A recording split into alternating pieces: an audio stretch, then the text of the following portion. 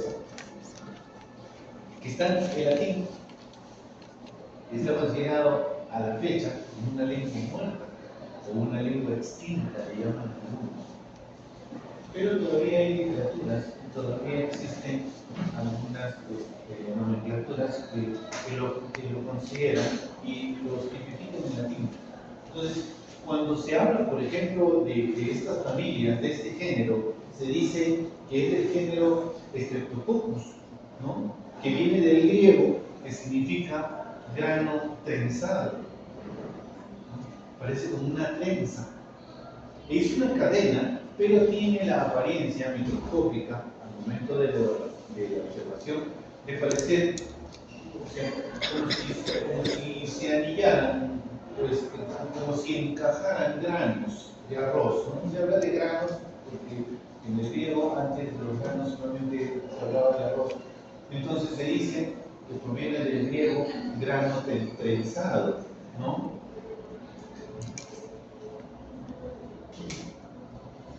Listo. ¿Qué más me pueden decir del género Streptococcus? ¿Ah? ¿Cómo? Camnofilia puede prevenir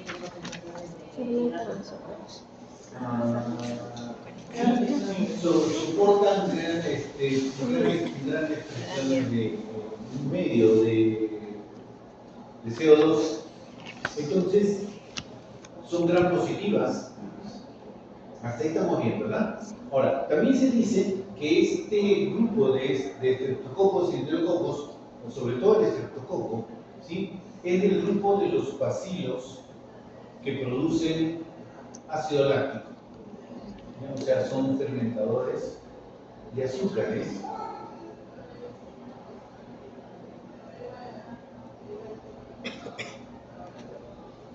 Ahora, ¿qué otra cosa me puede decir?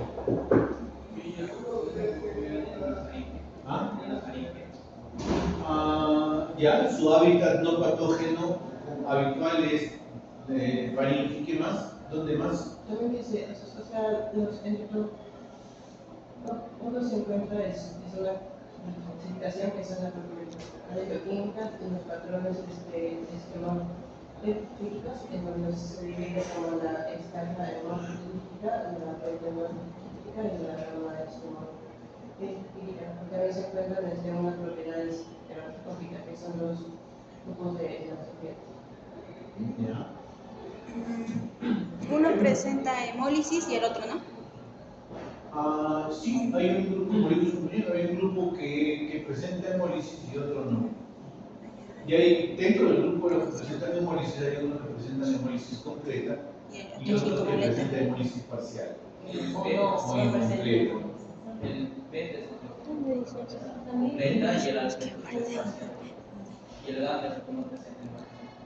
Ya, los alfa hemolíticos son hemólisis parcial, los beta hemolíticos son hemólisis completa y los gamma hemolíticos son no hemolíticos. Y también el color se diferencia porque la alfa se colorea de color verdecito porque hay una oxidación que se logra obtener la beliverdea. Así se colorea el alfa color. ¿La qué? Beliverdea. Es un color verde. Es un color verde. En la hemólisis completa. Ajá, en la completa. En la alfa hemolítica, sí. No, el alfa es la parcial. En la alfa es parcial. Sí. Ya, lo que pasa es que cuando se oxida la sangre, da un color verdoso por la reacción con el hierro presente en la hemoglobina. Por eso es que se da así. Ya, listo. ¿Alguna otra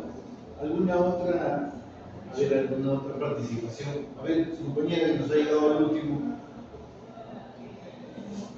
¿Algo que quieras opinar sobre estreptococo y enterococo? El estreptococo puede causar infecciones. Una ocasión con una infección que puede mirar por el estreptococo y se tenía como acá en la garganta como circulitos así blancos.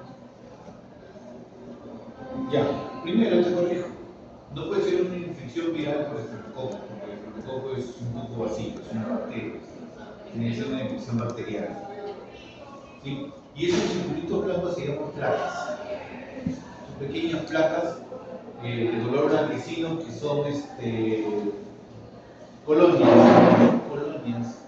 de bacterias que se instalan y se adhieren a la mucosa. ¿Ya? Listo. Arrancamos entonces. Vamos a agradecer la compañía y presencia de su compañera que acaba de llegar. Como nos decían nosotros en la universidad, que era mucho más normal. Cuando entramos así, siempre el doctor nos decía, vamos a agradecer y vamos a permitirnos la gloriosa presencia de Guillermo Malo. Y ese tipo sí que hacían rotizar. Listo, muchachos, entonces vamos a empezar a hablar de lo que son los estreptococos. ¿Ya? Como dijo su compañero, ¿sí? Como dijeron, bueno, varios compañeros, vamos a mezclar todo lo que han dicho, ¿sí? Estamos hablando de un género, estreptococo, que presentan características en forma de cadena o en pares. Significa que hablamos de cadenas o diplococos, ¿no? O sea, cadenas o pares, se menciona. Son gram positivos, ¿sí? Son anaerobios facultativos, ¿sí? Son bacterias que presentan o del grupo que producen ácido láctico por fermentación de azúcares. Se dice que basado en el nombre estrepto, la traducción de este nombre del griego, unos lo tipifican como grano trenzado en una trenza y otros dicen que eso significa, estrepto significa que tiene la facilidad de doblarse o torcerse. Entonces son dos tipos de significado que se les da a esto. ¿Sí? Dentro de las características adicionales, que es, como lo podemos ver acá, ¿no? Aquí hay un... No está compartiendo. ¿No? ¿Por qué? ¿En serio? ¿Y por qué? No es que se apagó. Pero si el que hacía... No se muestra la imagen. Entonces, ¿qué debo hacer? Ahí está. Ahora sí, no, pero... ¿Es eso? Sí, la verdad que Por fin, un día de esto voy a aprender. Para que no sea cuando acabe el ciclo. Ahí está, sorry. Entonces, decíamos, bueno, acá tienen algunas cosas que están escritas, ¿cierto? Ahora, son anaerobios facultativos, están formados en cadenas o pares, son bacterias que soportan cierto grado de CO2 y a eso las llaman carbofílicas. Bueno, acá hay algunas cosas que no están, ¿ya? Pero igual, de todas maneras, para que sepan, o sea, están dentro del grupo de las bacterias que se denominan carbofílicas. ¿Por qué? Porque soportan, ¿sí?, un medio rico en CO2. Entonces, por ejemplo, cuando nosotros queremos estudiar anaerobios, ¿qué hacemos? En una campana de Gauss ponemos las placas ya con los medios sembrados y hay dos opciones. O la última generación de campanas tiene su propia tecnología para producir y eliminar el oxígeno, y otra vez le ponemos una velita dentro. Ese es un modelo antiguo, es lo que hacíamos nosotros. Poníamos la placa, poníamos una velita y cerrábamos la campana. De pronto, una vez que se apagaba la velita, eso nos demostraba que ya no había oxígeno. ¿Cierto? Si no hay oxígeno, no hay combustión. Entonces ya teníamos nuestra campana anaerobia, rica en dióxido de carbono o CO2. ¿Ya? Listo. Entonces, estamos hablando de características. Primero, anaerobio facultativo. Son gram positivas. Se pueden disponer en cadenas o pares. Son del grupo o son consideradas, ¿sí?, carbofílicas porque soportan o viven o pueden sobrevivir, ¿sí?, en un medio enriquecido con dióxido de carbono.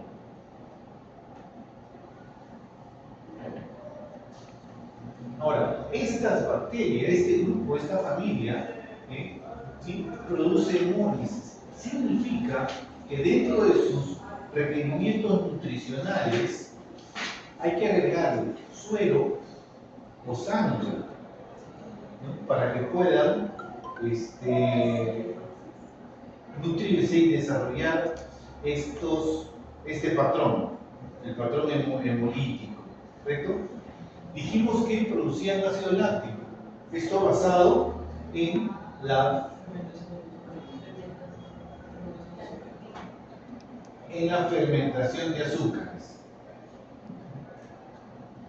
Ahora, aquellos que utilizan la sangre o suero como requerimiento nutricional son considerados carnofílicos o carnofílicos. ¿Ya?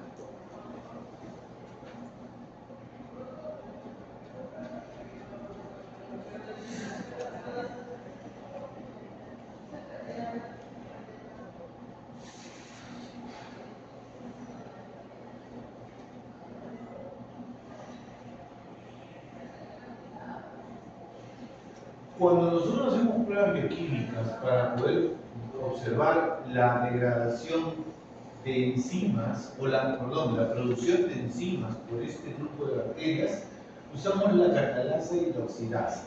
Eso significa que nosotros vamos a agregarle un reactivo que va a reaccionar frente a estos dos productos, estas dos enzimas que producen las bacterias.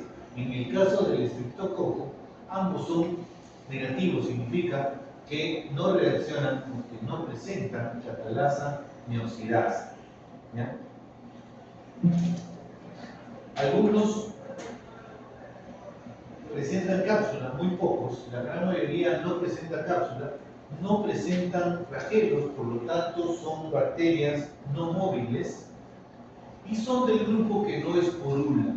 ¿Qué significa? Que no producen o no poseen esporas.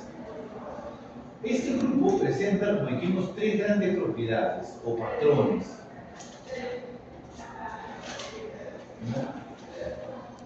Las propiedades serológicas, según la clasificación de Landsfield,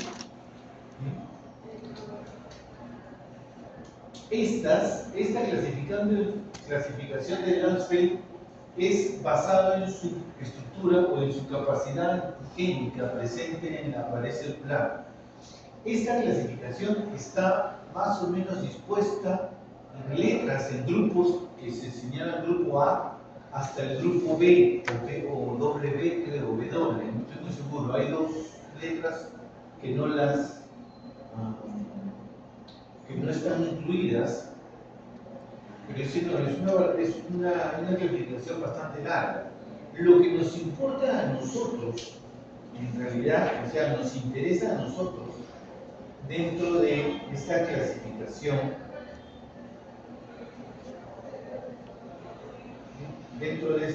clasificación, son los grupos A y B, que son los más, o sea, los de mayor importancia clínica, ¿ya? Entonces, pero así como le digo, hay más o menos alrededor de 20 grupos en la clasificación de Rebecca Lancelfi. Esta mujer determinó estas características antigénicas en la pared celular en 1933 aproximadamente. ¿Sí? ¿Listo? Entonces vamos a hacer pruebas serológicas basadas en la antigenicidad presente en la pared celular. Vamos a también hacer nosotros clasificación, o vamos a observarlas según su patrón de hemólisis, como ya lo vieron sus compañeros. ¿Sí? Vamos a ver nosotros la hemólisis completa, ¿sí?, o hemólisis beta. Entre ellos, por ejemplo, está el Streptococcus pneumoniae, o sea, Pneumoniae, y el Viridans, En la hemólisis incompleta o alfa tenemos, por ejemplo, el Streptococcus pyogenes y el Agalactiae. O sea, son los más característicos, son los que nos van o sea, los de mayor importancia clínica. Y dentro de los no hemolíticos o hemólisis gamma, vamos a tener al fecalis, al bovis y al equinus. Pero importante para nosotros humanos, el fecalis. ¿Ya? Dentro de las propiedades bioquímicas o fisiológicas que le llaman algunos, o moleculares que le llaman algunos, vamos a tener la reacción por la presencia de enzimas, de ciertos componentes enzimáticos y antigénicos. Entre ellos, por ejemplo, vamos a tener a la catalasa, a la bacitracina y al antígeno A, por ejemplo. ¿Ya? Entre estos. Ahora, siguiente. Mejor voy pasando de una en una porque si no después los digo y mejor me voy a ofrecer el gallo Claudio. Dime. Tengo dudas sobre los serotipos, los serotipos, ¿por qué no lo voy a entender mucho en esa parte en el tema del grupo B de los coleccionadores de Streptococcus Agalactiae. Sí.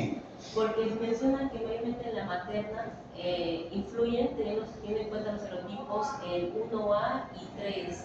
Pero me pregunto más, ¿qué son los serotipos y por qué se clasifican de acuerdo a cuál reacciona más con cada tipo de patógeno?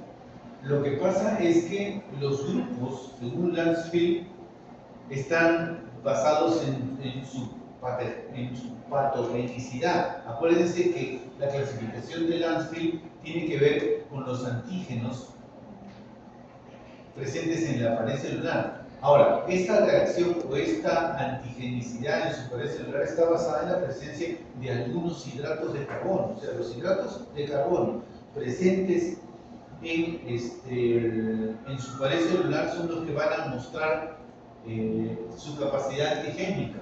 Esta capacidad antigénica, ¿sí?, en función a la composición de los hidratos de carbono, es la que va a clasificar de la A hasta la B y va a subclasificar dependiendo del grado de patogenicidad, si es 1A, 1B, si es 2A, ¿no?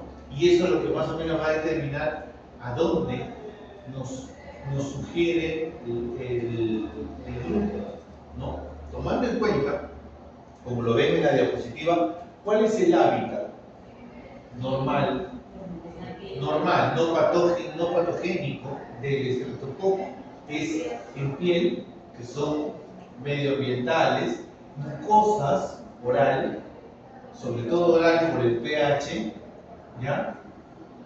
Sobre todo oral, pero también encontramos en vagina y en uretra, o sea, geniturinario, ¿sí? Y en mucosas, como lo dijo su compañero, a nivel de faringe, ¿no? O sea, tenemos entonces piel, mucosas, que es cavidad oral y faringe, respiratorio, uretra y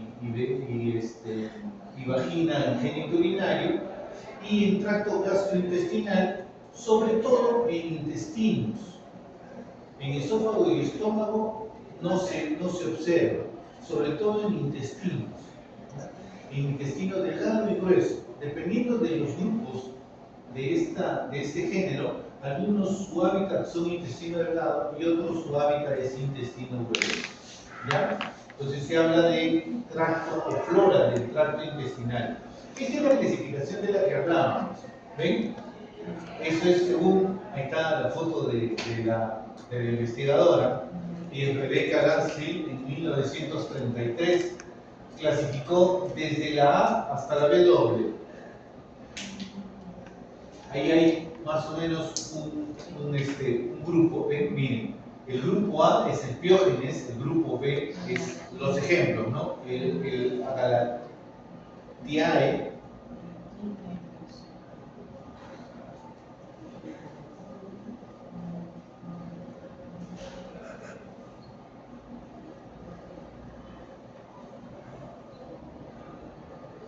¿Ven?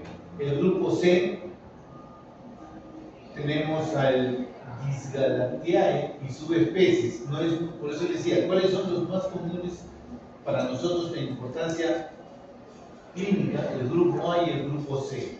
Perdón, A y B, ¿no? El grupo D, el bovis, este de ahí está en los no hemolíticos. El grupo E, el mutans, que también es del grupo de los que vamos a estudiar, ¿no? Y así, cada uno tiene un grupo diferente, en cada letra clasificado dependiendo de sus características. Ahora, dentro de esta clasificación, por ejemplo, no tenemos a los enterococos.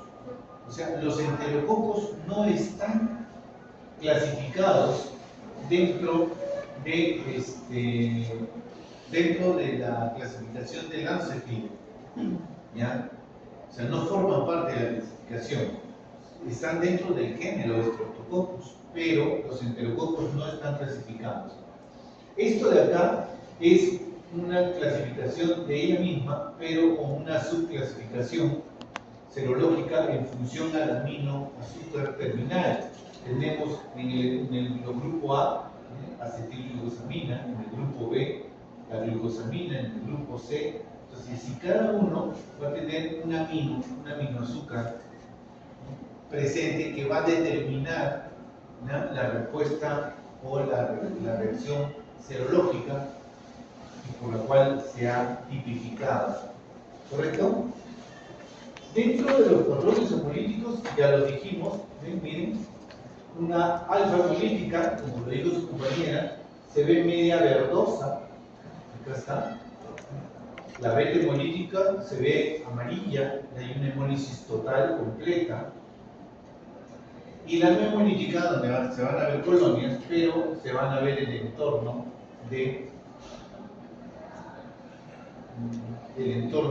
del medio sin hemólisis. ¿Ya está? Miren, entonces vemos todo esto. ¿Cuáles son los ejemplos que habíamos dado? El estreptococo, el Pneumoniae y el viridans en la hemólisis incompleta. En la hemólisis completa, ¿cuál dijimos?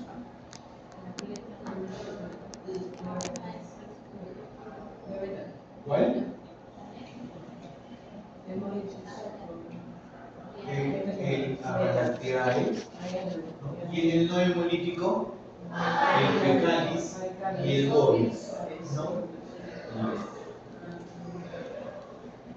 Dentro de las propiedades bioquímicas, dijimos que eran fermentadoras de azúcar y presentan enzimas. En el caso del estreptococo, ¿sí?, es catalasa y oxidasa negativos, son fermentadores de carbohidratos. ¿Cuál en particular?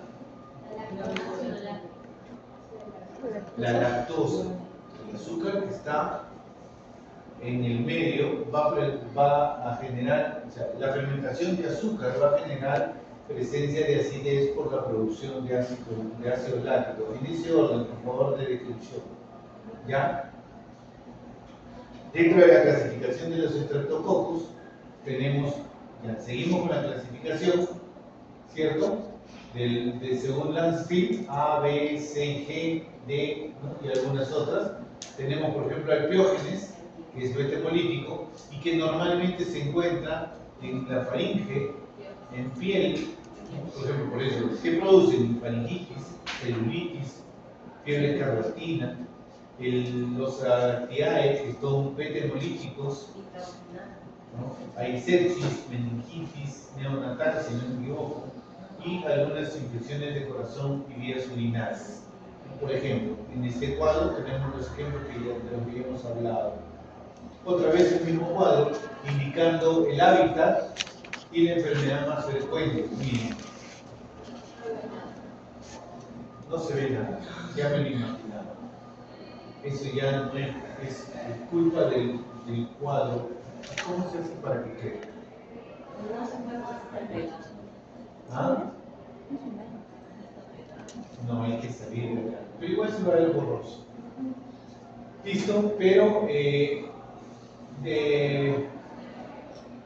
Este cuadro lo revisan por favor en casa, pues si lo trato de corregir, vamos a... ¿Qué hora es? 10. ¿A qué le acaba de decir hoy? 10 ¿Ah? y 20. 10 y 20, ¿no? Ya. Entonces vamos a tratar de ver eso. Entonces dijimos que el estreptococo está considerado como flora saprofita. ¿Qué significa? Que forma parte de la flora, pero no produce enfermedad, salvo condiciones diferentes en las que van a proliferar y van a producir una patología. No están considerados como oportunistas. Si son flora o si son parte de la flora, ya no son oportunistas. Oportunista es aquel que no vive acá, pero aprovecha que la puerta está abierta y se mete. Eso es un oportunista. En este caso es un saprofito. ¿Qué es un saprofito?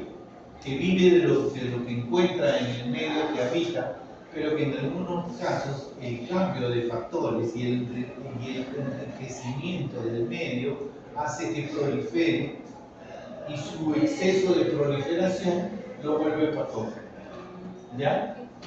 Normalmente, ya dijimos, entonces este cuadro ustedes, según la clasificación, lo van a ubicar basado en lo que acabamos de decir. ¿Cuáles son los medios en los que habitan?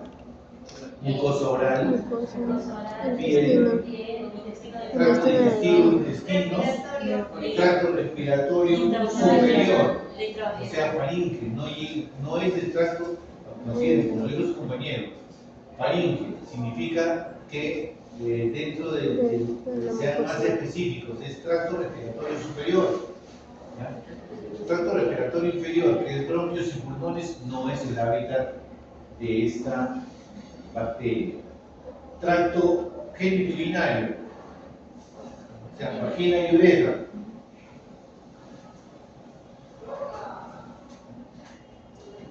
Hablemos de toda la clasificación. Voy a mostrar este cuadro en el rato que tengo y se lo voy a mostrar porque si parece que está mal copiado. Como está mal copiado, es más difícil de poder. Vamos a ver. No, ¿se ve mejor? ¿Se ve mejor? Entonces es la computadora. Que cuando, bueno, igual no se ve muy bien, pero sí, cuando se pone en presentación se pone borroso. ¿Listo? Y seguimos con la clasificación. Entonces hablamos nosotros de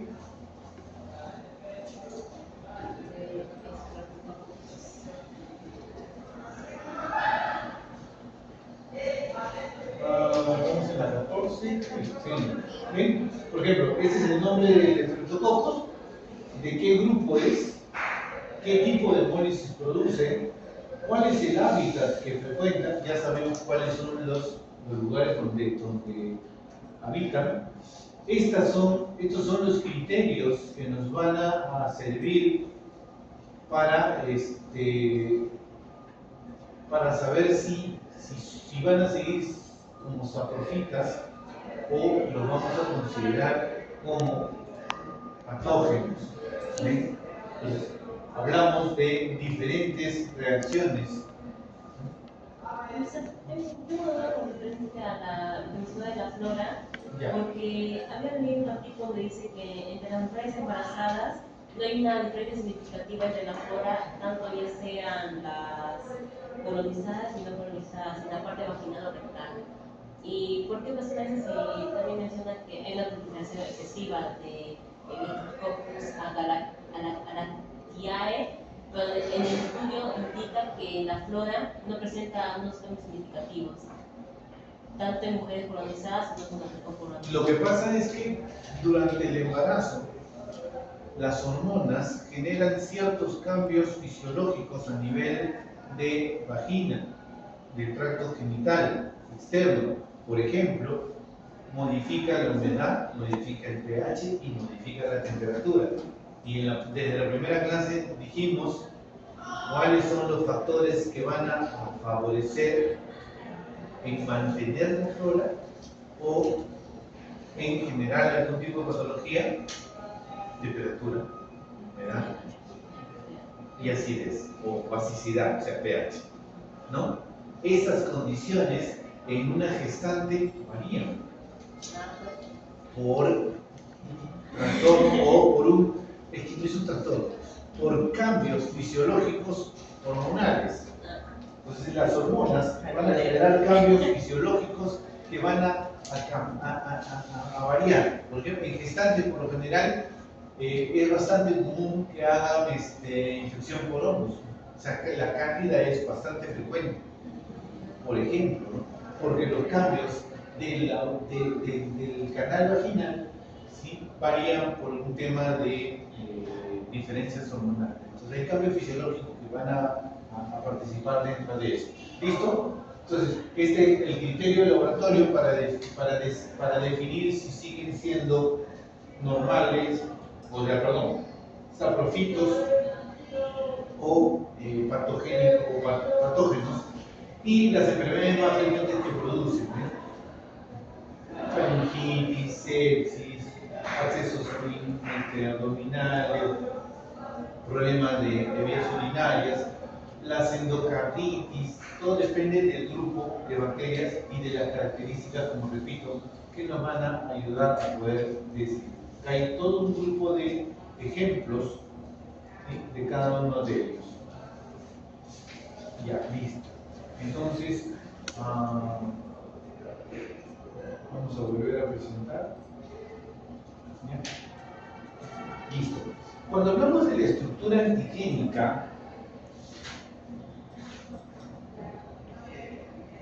decimos que la estructura antigénica tiene que ver con ciertos componentes presentes en su pared, en su membrana y en su cápsula, que son las tres envolturas que presenta la bacteria, ¿cierto?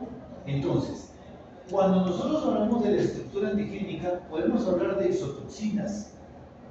Y las exotoxinas dijimos que eran producidas en el interior de la bacteria y liberadas al medio externo.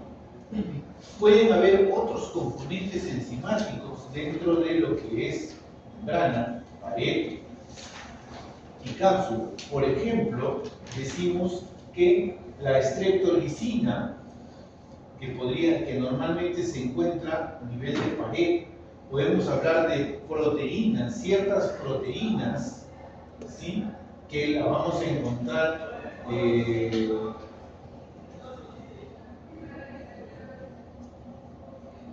el interior o en la membrana. Ahí puedes argumentar. Dime. O sea, como mencionó que se encuentran las proteínas, sobre todo la proteína M, que se encuentra asociada con la de la virulencia, y eso es debido porque la proteína, como se muestra, presenta dos cadenas de polipéptidos, el cual se encuentra desde una forma de una elipse alfa, el cual en un extremo que se encuentra, que es carboxilo, se encuentra está acoplado a la membrana citoplasmática, a la membrana que se encuentra de imagen, mientras que la otra porción que se encuentra con una secuencia de aminoácidos se encuentra en la pared celular, mientras que su grupo amino, que se encuentra en la pared externa, como se indica, en donde ahí se permite ahí no se definen los antígenos, en donde se encuentra una observación entre los genes erotipos.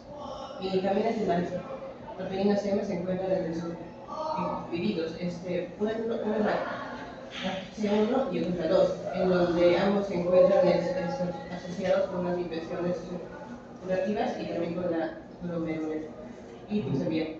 Y también se encuentra asociado con la fiebre reumática. Y cuando hay un estudio epidemiológico, se realiza unos análisis de una secuencia de genes de MM, en donde se codifica la proteína M. Sí, pero, claro, o sea, la parte bioquímica sí, hay proteínas dentro de la cadena polipeptídica o la secuencia de aminoácidos que presentan, hay los de anclaje que están dentro de lo que es la membrana y la pared, y los libres, que son los que se encuentran en el exterior de la cápsula o de la pared, dependiendo del tipo de bacteria, que son los que van a dar lo que se llama factor de virulencia y la capacidad antigénica de la bacteria. Y entre las proteínas tienes la T, la M y la F. ¿Ven? Como lo menciona acá también, ¿cierto? Entonces también tenemos algunas enzimas que pueden provenir de pared o que pueden provenir de cápsula, dependiendo del tipo de bacteria, que forman parte de este factor de virulencia. ¿Qué es el factor de virulencia entonces? Hablemos del factor de virulencia. ¿Qué es? ¿Qué significa factor de virulencia? Son aquellos que van a qué? A ayudar a qué?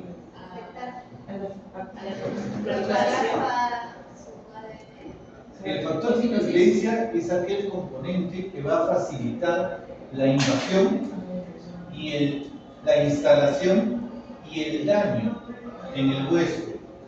A eso se le llama factor de virulencia.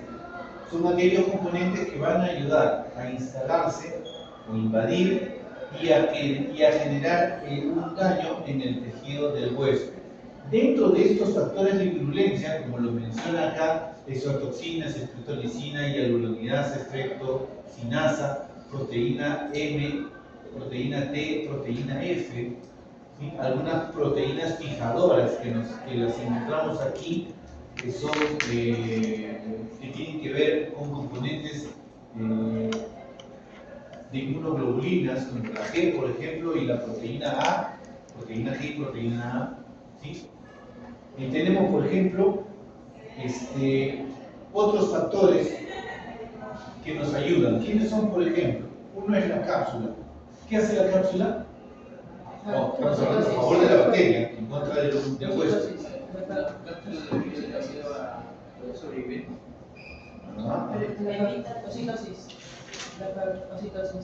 Exacto, evita la fagocitosis.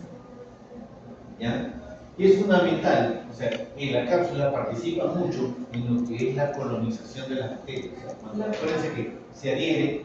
Proteína N también, porque esto bloquea su sitio de reunión con las T3. Claro, también es otro. Luego tenemos algunas enzimas que participan después de la invasión en el daño tisular, el daño del tejido. Entre ellas son las enzimas que mencionan acá, por ejemplo, la streptolicina, la DNasa, la hialuronidasa y las esterasas, por ejemplo, ¿no?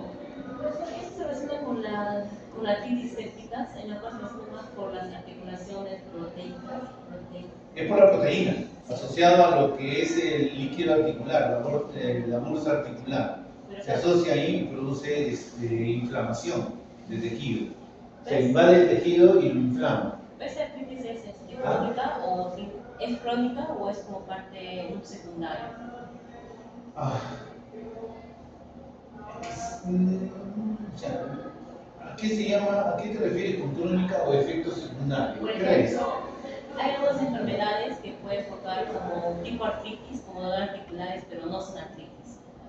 Claro, o sea, los efectos posteriores a una infección son secuelas, y las secuelas podrían generar una cronicidad dependiendo del tipo de patología y qué es lo que te quede. Por ejemplo, normalmente cuando hay inflamación de circulaciones, queda una secuela que con terapia y con algunos tratamientos, o sea, ahora más que otros como son el plasma, las plaquetas, las células madre, el ozono, podrían mejorar considerablemente y en algunos casos dejar una secuela casi imperceptible.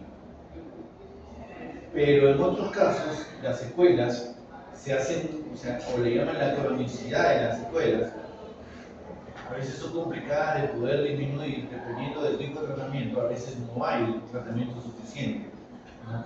Y el daño se vuelve crónico. Se hace crónico, se refiere crónico, significa que lo vas a tener en el tiempo y no lo vas a poder superar. Normalmente las artritis y los daños a articulaciones suelen ser complicados de revertir porque, a menos que nos echemos, nunca más nos movamos y nos hagan un tratamiento así como en algunos casos, por ejemplo, hay procesos inflamatorios que normalmente, clínicamente, se sugiere un coma inducido. Se induce el coma para que no haya ningún tipo de actividad y se le ataca con todo el tratamiento posible para poder liberarlo. Por ejemplo, cuando hay edema cerebral, para evitar el daño neurológico, ¿sí? Si el paciente no está en coma por el daño cerebral, se induce el coma y se le da el tratamiento para que desinflame, para que haya una desinflamación del tejido, del área, del líquido, del daño que se ha producido, y que cuando ya se tiene más o menos una respuesta viable, recién se le libera del coma inducido y se le despierta. Entonces todo depende de qué tengamos y qué querramos a posterior para saber qué utilizamos. Pero sí, o sea, hay daño crónico que se puede manejar y hay otro que se puede disminuir notablemente. O sea, depende del serotipo que... Depende del daño que produzca el serotipo. Listo. Entonces, hasta aquí lo que sería... ¿Qué me falta? Ya son 3 minutos.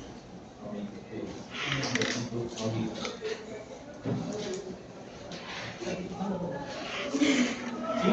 Listo. Como decían sus compañeros, también las proteínas, ¿no? Proteína A, la proteína C, la proteína T, la proteína M, la proteína F, ¿sí?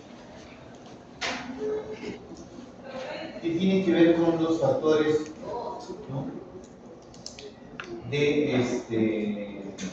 de virulencia. Ahora, ¿qué enzima en este grupo de estreptococos participa en la tipificación de hemólisis? Ya, claro. ¿Qué enzima participa en esta? ¿Está? No está. Es salado. Yo pensé que estaba para esperar que lo lean, pero no está.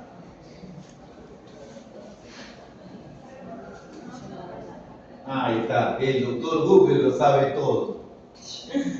Listo, nos quedamos en esta diapositiva. Número 16. ¿Listo?